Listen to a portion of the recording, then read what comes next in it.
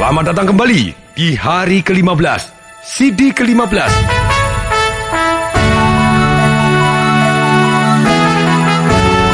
Bagaimana menciptakan masa depan yang indah. Hari ini adalah tentang goal setting.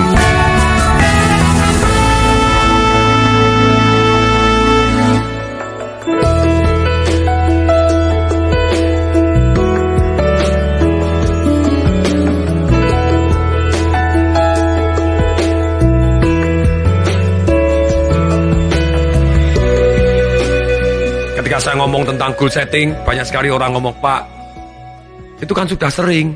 Betul sekali. Di setiap seminar yang bagus, di setiap buku yang bagus, di setiap CD-CD audio yang bagus, untuk merubah hidup atau mencapai kesuksesan, mencapai kondisi keuangan yang lebih baik, lebih harmonis, lebih apapun, biasanya selalu ada satu sesi yang namanya goal setting. Kenapa? Karena goal setting adalah sangat-sangat penting. Tanpa Anda punya goal atau tujuan, hidup Anda seperti layang-layang yang putus. Anda mengembara kemana dan berhenti di tempat yang Anda tidak suka. Demikian juga di seminar saya, Life Revolution, Financial Revolution, biasanya ada satu yang namanya goal setting session. Ketika Anda sudah pernah ikut seminar saya atau mendengar CD saya yang lain tentang goal setting, Anda mungkin akan pengulangan. Tapi saran saya, ulangin dengan lebih efektif. Lakukan juga apa yang harus dilakukan CD ini.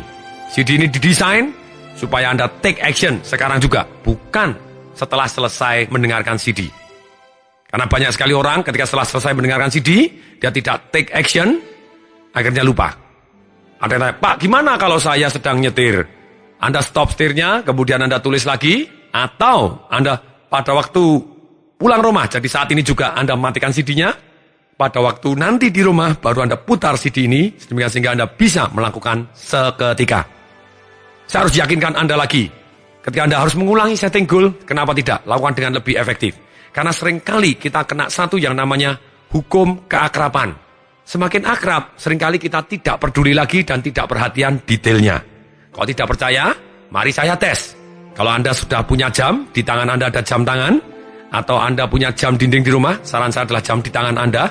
Sekarang please, tolong Anda tutup jam tangan Anda dengan tangan kanan, atau kalau jamnya di tangan kanan, Anda tutup pakai tangan kiri. Kemudian saya tanya sekarang, tolong dijawab, jam Anda itu jamnya pakai angka, atau pakai garis, atau pakai titik.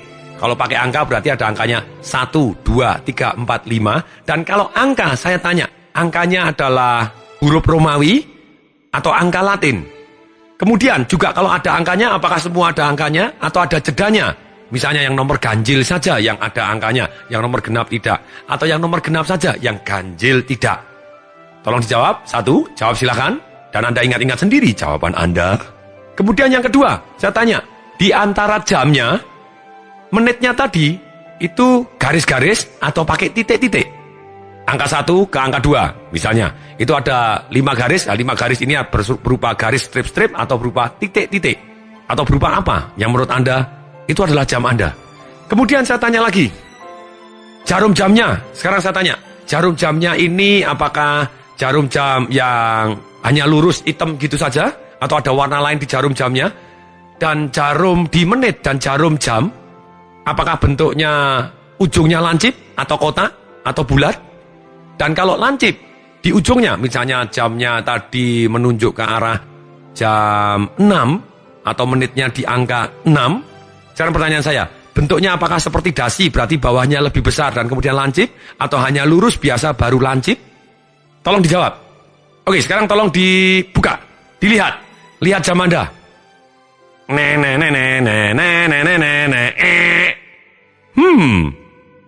Apa yang terjadi? Benarkah? Apa yang Anda saksikan di jamnya? Atau masih beda? Kalau Anda benar, Anda termasuk orang yang jarang. Rata-rata orang tidak perhatian. Jangan khawatir, jangan berkecil hati. Karena pertama kali saya ditanya, juga saya tidak tahu jam saya isinya apa. Nah, karena apa? Karena dalam hal ini kita seringkali hukum keakraban. Kita akrab lama-lama tidak peduli. Kita hanya berdasarkan persepsi saya. Saya sudah tahu. Ternyata belum tahu. Kita lihat sehari 5 kali, sehari 10 kali. Tetapi kita tidak tahu isinya. Sungguh-sungguh sangat menarik. Nah, untuk itu, mari kita lakukan goal setting yang kita lakukan sekarang ini. Teknik goal setting ini bagaimana? 1, goal harus tertulis. Yang kedua, harus spesifik. Yang ketiga, harus dalam kata-kata yang positif. Tertulis. Kenapa harus tertulis? Saya baca artikel di Yale University di tahun 1954. Mereka melakukan penelitian. Siapa yang sudah mempunyai goal yang tertulis dan rencana kerjanya? Ternyata hanya ada 3% orang yang menulis goalnya dan rencana kerjanya. 97% mereka tidak pernah menulis goalnya ataupun apalagi rencana kerjanya. 20 tahun berlanjut, ketika di tahun 1974, ketika dilakukan penelitian ulang, di total semua kekayaannya, dari 97% orang yang tidak menulis goalnya ini, dibandingkan dengan 3% yang sudah menulis goalnya, ternyata yang 3% ini kekayaan totalnya lebih besar dibanding 97% di jumlah semua. Wow, sejak saat itu, saya dengan damai sejahtera memutuskan untuk menulis goal saya. Ketika saya kepingin menjadi mahasiswa teladan, saya tulis goal saya. Ketika saya kepingin menjadi juara lomba karya tulis ilmiah sampai tingkat nasional, saya tulis goal saya. Dan saya imani, saya amini, saya ucapkan terima kasih Tuhan. Dan saya buat alasan sangat kuat dan kemudian saya belajar dari orang-orang yang sudah berhasil atau lebih berhasil di bidang yang saya inginkan. Kemudian juga pada waktu saya masuk bekerja di sebuah bank, saya menulis goal bahwa dalam waktu 6 tahun, Tung Desembaringin sudah menjadi pemimpin cabang utama. Wow, dalam waktu 5 tahun sudah gitu ya. Pada waktu itu, dalam waktu 3 tahun saya sudah diangkat sebagai wakil pemimpin cabang utama. Dan kemudian pada waktu pindahan sebagai pemimpin cabang utama, saya bongkar-bongkar lemari saya. Kemudian saya lihat ada kertas kecil yang nyelip, kertas memo. Saya lihat di situ ada goal yang tertulis, Tung Desembaringin dengan senang hati. Dalam waktu 2 tahun sejak tanggal yang saya tulis saat itu, sudah menjadi pemimpin cabang utama. Wow, saya kaget. Wow, sekarang saya sudah jadi pemimpin cabang utama. Kemudian di situ saya tulis lagi di bawahnya. Dan mencapai ada 2 hal yang terbaik. Karena Tung Desembaringin sudah menjadi wakil pemimpin. Wow, ternyata ada 4 yang menjadi yang terbaik, bukan hanya 2 cabang saya. Saya sangat-sangat amazing ketika saya lihat goal saya. Dan kemudian saya seringkali tulis goal-goal saya kepingin punya income berapa, saya kantongin goal saya tadi. Dan pada waktu sempat, misalnya istri saya waktu itu tahu, waktu beresin di baju saya, gitu ada goal yang tertulis, kemudian dia lihat goal income saya, dia seringkali ketawa. Mana bisa? Nah terserah, kalau ada orang yang ngomong mana bisa, Anda silakan, Anda mau menyalahkan boleh, Anda boleh tertekan boleh, atau Anda memberi arti bahwa Anda tertantang. Saya memberi arti bahwa saya tertantang. Ketika akhirnya saya bisa mendapatkan income tersebut, saya tunjukkan kepada istri saya, si bisa kan? Dia bilang, wow, hebat ya, ditulis gitu aja bisa ya. Waktu itu dia tidak mempunyai ide apapun, dan kemudian pada waktu saya berangkat di seminarnya Anthony Robbins di Hawaii, life mastery-nya dia, itu life mastery terakhir yang dikondak oleh Anthony Robbins pribadi. Waktu itu 9/11 happen, dan di tanggal 11 September tahun 2001, waktu World Trade Center ambruk, ditabrak pesawat pada waktu itu. Nah pada waktu saya pulang di sana, waktu saya berangkat di sana, saya tidak punya kerjaan, punya utang iya, rumah belum punya, tanah sudah dijual, digadaikan untuk ikut seminar. Ini yang namanya berdaya. Berdaya itu tidak pakai alasan, tapi take action menuju apa yang kita impikan. Kalau menurut rencana kita bahwa itu adalah memungkinkan kita untuk merubah hidup, ya kita jalanin. Tapi begitu pulang, saya belajar tentang goal setting. Saya tulis besar-besar di papan tulis di kamar saya, di whiteboard. Kemudian saya tulis 0-nya 8 saat itu. Dan kemudian ketika istri saya membaca, dan dia tahu persis bahwa saya dalam kondisi nganggur saat itu, tidak punya pekerjaan, istri saya malah tanya kepada saya, mana bisa, nganggur aja gaya. Terserah, apapun yang dalam hidup ini, terserah Anda yang memberi arti. Anda boleh tertekan, benci sama istri Anda, ataupun mungkin merasa jadi loyo, atau Anda boleh milih sebagai satu orang yang tertantang. Saya milih bahwa saya tertantang untuk membuktikan. Dan ketika itu langsung saya take action. Oktober saya buka satu perusahaan, Desember saya buka satu perusahaan lagi di tahun 2001, Januari tahun 2002, dua-duanya tutup. Aha. Betul, tidak mudah. Sekali lagi saya senang kata-kata tidak mudah, karena tidaknya seringkali diabaikan jadi mudah. Otak bawah sadar kita tidak mengenal kata tidak gitu ya. Tidak mudah, yes, tapi saya terus take action. Tapi ketika itu, di bulan Agustus, apa yang saya impikan ternyata sudah terkabul. Saya tunjukkan kepada istri saya, nih si bisa kan? Kemudian istri saya, oh jadi gitu bisa ya? Jadi hanya ditulis di papan aja bisa? Mari kita hapus, kita ganti yang lebih besar. Exactly, you right, saya bilang gitu. Oke, kita selalu setting goal dan hasilnya sangat-sangat fantastik dalam hidup ini. Salah satu contoh ketika saya baca ulang dan saya dengarkan CD audio dari Anthony Robbins juga, dan kemudian saya baca bukunya dan baca buku orang lain, di tahun 1999 saya pernah menulis 101 goal saya. Saya pengen menjadi apa, pengen pergi kemana, pengen melakukan apa, pengen punya apa, ingin berteman dengan siapa, belajar apa. Saya tulis banyak sekali, 101 keinginan saya. Ini terinspirasi dari satu buku yang saya baca. Ada satu orang yang mempunyai 101 goal. Orang tadi pada waktu dia umur 14, dia mendengarkan neneknya umur 80 lebih sedang ngomong-ngomong dengan neneknya yang lain. Kemudian neneknya ini berkeluh kesah. Aduh, kalau saya masih muda, saya akan melakukan ini. Tapi terlanjur ya, kita sudah tua, tidak punya tenaga untuk bisa melakukan. Sejak saat itu, anak muda ini menulis 101 goalnya dia. Pada waktu dia sekitar umur 49, lebih dari 80% goalnya sudah dia lakukan.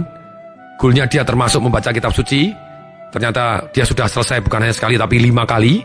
Kemudian pergi ke sungai Amazon, mengembara di sana juga, naik gunung-gunung yang tertinggi. Terus kemudian ketika dia selesai dan dia menulis begitu banyaknya artikel dan petualangannya dia, seringkali orang tanya, kenapa kok Anda melakukan ini semua? Dia bilang, hidup saya sekali, saya tidak ingin pada waktu berlalu, saya menyesal. Menyesal cuma ada 2. Satu menyesal karena melakukan sesuatu hal. Yang kedua adalah menyesal karena belum melakukan atau tidak melakukan sesuatu hal. Dan ternyata penyesalan yang paling dalam bukan karena melakukan suatu hal, tapi karena tidak melakukan suatu hal. Itulah 80% penyesalan kita, karena kita tidak melakukan ini, tidak melakukan itu yang kita inginkan, tidak mencapai yang kita inginkan, tidak menjadi yang kita inginkan, tidak belajar yang kita mau belajar. Life is so beautiful. Kenapa tidak kita nikmatin dan kita terus belajar menjadi lebih baik dan mencapai apa yang kita inginkan.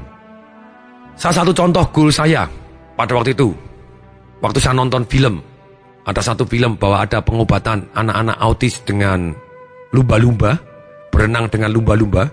Filmnya itu dibuat di Hotel Hilton, Kona, Waikoloa, Hawaii, di Big Island-nya. Kemudian saya tulis goal saya, asik juga. Walaupun saya sehat walafiat bukan autis, tapi saya senang sekali kalau saya bisa berenang dengan lumba-lumba. Saya tulis, Tong Desember ingin berenang dengan lumba-lumba dengan senang hati, begitu ya. Saya targetkan pada waktu itu 5 tahun. Yang menarik, 3 tahun kemudian ketika saya ikut seminar di Hawaii, tepat ternyata di hotelnya di Hilton, di Kona, di Waikoloa, Big Island-nya Hawaii. Ternyata mau berenang dengan lumba-lumba itu tidak mudah. Lumba-lumba adalah makhluk sensitif dan pada waktu itu baru awal-awal dimulainya manusia boleh berenang dengan lumba-lumba. Ada programnya seperti itu. Dijatah hanya beberapa orang saja satu hari yang boleh berenang dengan lumba-lumba. Mau bayar pun tidak boleh. Mereka mau fair karena tamunya ribuan di Hawaii. Mereka undi. Pada waktu saya seminar selesainya seringkali jam 2 pagi. Kemudian jam 6 pagi harus berangkat. Saya setiap hari masukkan undian. Dan saya sendiri tidak tidur di Hilton. Kenapa? Karena waktu itu saya anggap mahal. Tentu saja sekarang sudah tidak, begitu ya. Nah, saya nginep di apartemen yang jauh dari hotel.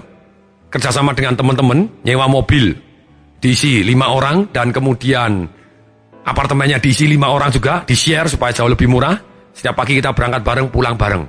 Nah, di hari ke-8, hari terakhir untuk mendapatkan kesempatan tersebut, karena seminarnya sampai hanya 9 hari, saya sudah tidak pernah menang undiannya. Kemudian jam 2 malam kita pulang. Waktu jam 2 malam pulang, saya nyetir mobil. Pada saya nyetir mobil tengah jalan, saya ingat, saya belum masukin undian loh. Padahal besok kalau diundi, wah ini hari terakhir gimana? Kemudian, kita balik dulu sebentar ya. Teman saya sudah malam, sudah malas. Jangan, nggak mau, kita harus balik.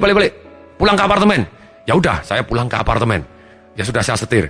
Waktu itu makan waktu sekitar 30 menit sampai ke apartemen. Kemudian saya balik lagi 30 menit. Jam 3 saya masukkan undian. Kemudian balik lagi sampai setengah 4 pagi. Baru sampai ke apartemen. Saya tidur. Jam 6 sudah ada acara lagi. Berarti bangun jam 5.15. Berangkat mandi, berangkat lagi. Wow. Apa yang terjadi? Hari terakhir saya dapat undian. Saya boleh berenang dengan lumba-lumba. Kalau saya tidak pernah men-setting goal bahwa saya harus berenang dengan lumba-lumba di Hilton, di Kona, Waikoloa, Hawaii, mungkin saya tidak peduli atau daya juang saya tidak seperti itu. Tapi ketika saya tulis goal, mendadak semuanya mengarah ke arah goal saya dan saya berhasil mencapai.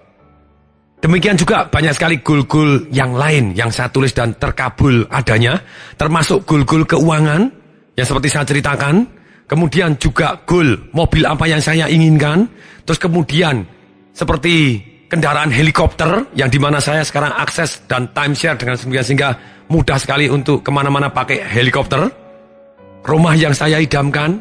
Bahkan sebelum saya menikah pun pada waktu saya pernah menulis 4 halaman istri seperti apa yang saya inginkan. Lumayan 70% terkabul. Hanya dalam hal ini ketika kita menulis, kemungkinan tercapainya akan jauh lebih besar. Sekali lagi, pengulangan adalah ibu dari semua keterampilan. Tugas hari ini, putar sekali lagi CD ini sedemikian sehingga besok Anda termotivasi untuk membuat goal Anda, punya alasan sangat kuat untuk memutar goal Anda. Jadi tugasnya kali ini adalah putar ulang CD ini sekali lagi. Sampai ketemu besok di CD ke-16. Pasti bermanfaat. Saya Tong Desem Waringin mengucapkan salam dahsyat.